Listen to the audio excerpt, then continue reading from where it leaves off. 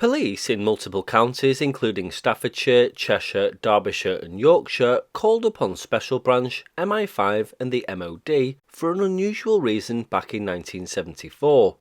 They needed help in tracking down a mystery helicopter dubbed the Phantom Flyer, which beat Britain's air defence network on dozens of occasions over a 3-month period in late 1973.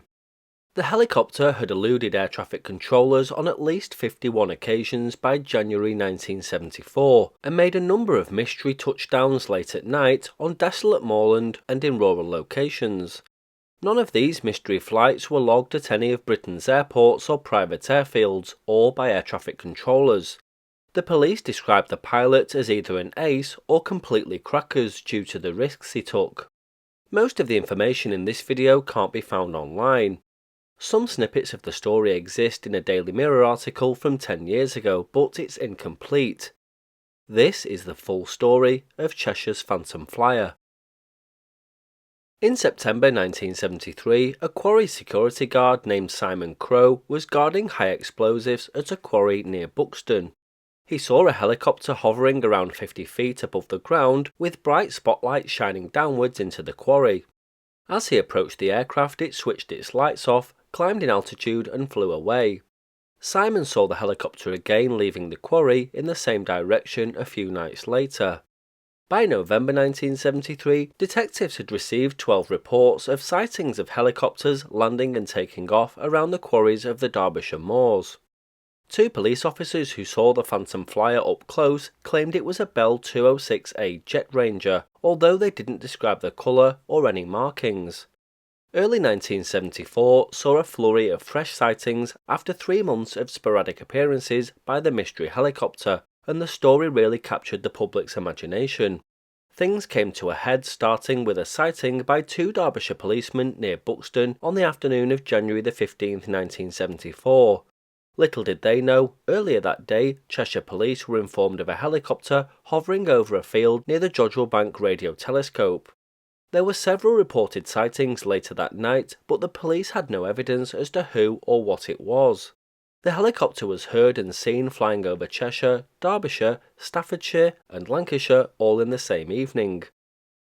Some journeys took it near the flight path of Manchester Airport, and it flew too low to be picked up by radar. Manchester Airport had no idea who it was, and the RAF didn't either. It was spotted at Mow Cop just after tea time flying from Manchester in the direction of Sandbach. A helicopter was also seen by a person in the North Staffordshire village of Audley at about the same time. Later that night it landed near Goosetree, not far from the Jodrell Bank radio telescope. It touched down at 1:30 am on the morning of January the 16th, and 90 minutes later at 3 am it took off again and flew away in an unknown direction. It displayed green and red flashing lights as it took off, but later switched them all off.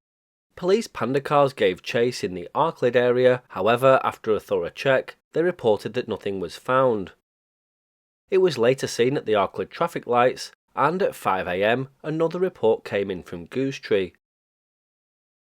Later in the day, on January the 16th, 1974, police were checking out reports of a light 2-seater helicopter that was spotted, quote, weaving and flying over the centre of Crewe at lunchtime. However, this flight was legitimate. Police were told that the helicopter had landed at the back of Cranage Hall Hospital near Holmes Chapel and on Stoke-on-Trent's old airfield at Mere. Officers moved in, but no helicopters were found. Another was said to have been hovering over a factory in the North Staffordshire hilltop village of Biddulph Moor, but again, inquiries proved negative. The helicopter was reported to have been seen several times during that evening, from about 6:15 p.m. onwards, near the Macclesfield and Alderley Edge areas. The police checked out another 20 to 30 sighting reports without officers finding anything. It was last seen at 9:46 p.m. that evening back over Goosetree. As police cars sped towards the village, the helicopter veered away, as always seemed to be the case whenever the police got nearby. In total, the sightings covered a 12-hour period, leaving Special Branch to wonder whether it was multiple sightings of one helicopter that kept landing to refuel, or multiple different helicopters in the area. To complicate things further, many sightings were found to be lights-off aircraft making their way to and from Manchester Airport. Special Branch was now leading the investigation. Air traffic controllers in the area were also quizzed, but reported that no flight plans for a helicopter were filed. A police spokesman in Cheshire said that the pilot's knowledge of the terrain must have been top class. Special Branch issued a warning to the Home Office and MI5. A memo claimed that there was, quote, a strong possibility of these flights being of an illegal nature. This memo wasn't uncovered until 40 years later. West Yorkshire's Chief Constable asked Special Branch to set up a national helicopter index listing all 340 Bell 206A aircraft owned by companies and private individuals. He also asked for discreet inquiries to be made into any former military pilots who could have been IRA sympathisers. Again, this detail wasn't revealed until 4 decades later. Most sightings claim that the helicopter was usually flying at 200 feet or less, generally without lights. This was dangerous enough, but when you consider the electricity pylons that crisscross the countryside, as well as the hills and valleys that cover the area, the risks were multiplied further. By January the 17th, Britain's UFO experts were standing by to join the search for the mystery helicopter. Officials from the Staffordshire-based British UFO Research Association said they were ready to help in the search. Mr. Roger Stanway, chairman of the association, stated that it could be that the object that people had seen was not a helicopter at all. Mr. Stanway mentioned that the association researchers would try to locate the helicopter from their observatory at Newchapel in Kidsgrove, which was being turned into the country's first official UFO research station. Police in Cheshire were still being bombarded with phone calls regarding the mystery helicopter. Later that night, special police patrols equipped with night vision glasses saw nothing in Goosetree, which by this time had become a hotbed of sightings. However, there was one unconfirmed sighting at Whitegate near Northwich. On January the 18th, a mystery helicopter was spotted again, but the following day, a pilot admitted, quote, "It was probably me." Captain Dick Hanson, a pilot for the Ferranti Company, said he returned north from London with Mr. and Mrs. Sebastian Di Ferranti and a friend on board. Captain Hanson, who was then 51 and a former army pilot, said he landed in a field near a farmhouse to let his friend off. There was a car nearby, and it all seems to fit the description of the scene described to the police by a passing motorist, he said. He said he'd be speaking to Cheshire County Police at Chester to explain what happened. A police spokesman confirmed that there had been a sighting in the Dudden area, but he didn't expect any follow-up action. Captain Hanson suggested to the police that he should undertake a special flight mission to try to locate the Phantom Flyer, and believed that the most likely explanation was a model helicopter. He said that real helicopter flights would have been too dangerous, and a large-scale model seemed to be the answer to the puzzle. With no new leads, the police renewed their appeal to the public on January the 22nd to report any night aerial activity they saw in the area. Special Branch detectives were still deeply involved in inquiries.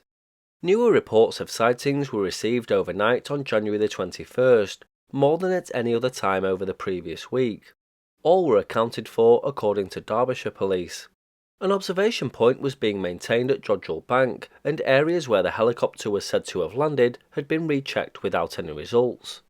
By January the 24th, a psychiatrist said that the mystery night flights of the Phantom helicopter that seemed to be centred over the small village of Goosetree may have been just an illusion. A sighting on January the 23rd became the most startling yet in the saga of the Phantom night flyer. The helicopter landed near a farmhouse in Goosetree. On the drive was a white Ford Escort car. The boot of the Escort was open, and after nearly 4 minutes, the helicopter took off. The Escort then left the farmhouse with its boot closed. 2 motorists saw the incident, and one took the number of the Escort, whose owner was traced by police. The police said that the flight was legitimate, but were not prepared to give any details. The inhabitants of Goosetree weren't impressed with the assumption made by the psychiatrist, given that they'd nearly all seen the helicopter. Journalists had set up camp at the Crown pub in the village, which had become almost a centre of operations. There was definitely a buzz of panic, or other psychological elements to the public's reactions. One panicked driver called the police to report a helicopter on a low loader travelling south on the M56. Things went quiet until February the 7th, 1974, when the hunt for the Phantom helicopter was renewed after a mystery aircraft was spotted by policemen on duty in the Lord Street area of Duckingfield. The Phantom Flyer wasn't seen again until it made another unscheduled appearance on the early morning of the 14th of May 1976. This time it was in front of two policemen who spent an hour trying to trace the elusive craft. The two patrolmen from Lymm in Cheshire spotted a bright light in the sky at about 4 AM, but when they reached the spot where they thought it had landed, all they found was an area of grass that had been flattened. Checks with Manchester Air Traffic Control yielded no trace of the mystery aircraft, but inquiries continued. Reports were also received from police in Biddulph near Stoke-on-Trent again that day, and this was the last known sighting of the Phantom Flyer. There was never much information given about the helicopter itself. It was described as loud, quite large, and possibly yellow in colour. As I mentioned, it flew mostly without lights and had nothing in the way of identification markings. The authorities believed initially that the pilot could have been based near London. Where this lead came from isn't clear, but it was followed up and didn't go anywhere. The consensus at the time was that the pilot was local to Goosetree and had an excellent knowledge of the area. Numerous theories began circulating regarding the reason for the night flights, from sheep rustling, drug smuggling, illegal immigrants, and IRA activities. Perhaps the strangest theory was that the helicopter was homemade and being used by a man to reach his lover. A police spokesman doubted this. All military establishments that operated helicopters were repeatedly checked by police, but none of them ever reported helicopter activity at the time of the sightings. Police feared that the flights could be part of a highly organised arms smuggling operation. A senior detective involved in the hunt said it could have Irish connections or almost anything.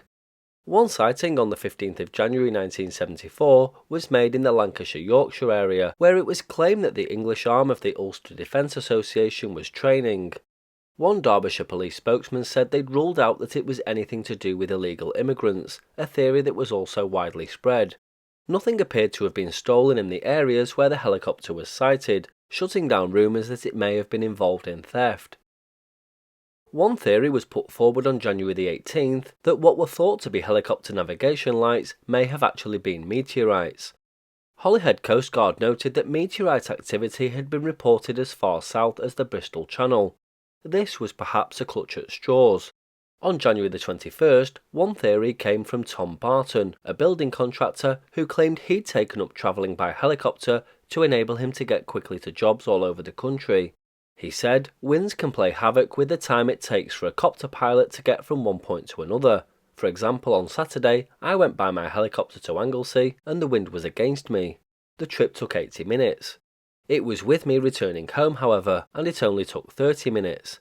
My view is that the mystery pilot was someone who, on one night only, was late coming home and landed a couple of times to read his maps and get his bearings. Again, this seems far-fetched. His view that it was a once-only trip was close to that of Professor John Cohen, head of the psychology department at Manchester University, who said that reports of the Phantom may have started a rash of them. Little did the public know at the time, but it was feared to be an IRA helicopter. It wasn't reported then that not only the police and Special Branch were involved, but the MOD and MI5 were too. Special Branch sent out a top-secret memo claiming that the IRA had access to a helicopter and was using it for training purposes in the Derbyshire area. They also had reason to believe that the IRA was planning to break out prisoners from the maximum security Wakefield prison and had been plotting to steal explosives from quarries across the region. An informant told a detective that a helicopter crew had been conducting target practice in the peaks. Other MOD documents revealed plans to intercept the helicopter with a Hawker Siddeley Harrier over the Peak District. The Home Office assembled a secret intelligence conference in London attended by Special Branch, the heads of Derbyshire and Cheshire Police, and the Ministry of Defence. The meeting revealed a dossier of 27 reports compiled by the CID, along with the little evidence that was collected by air traffic control radars in the area. The meeting didn't really go anywhere. The MOD were asked to produce a plan on how to track and capture the helicopter and its crew. However, MI5 wouldn't commit any resource due to the lack of any tangible evidence of IRA involvement. Special Branch ultimately closed its file on the Phantom Flyer in October of 1974, remarking that, quote, the helicopter and pilot were never identified. And that's the mostly untold story of Cheshire's Phantom Flyer.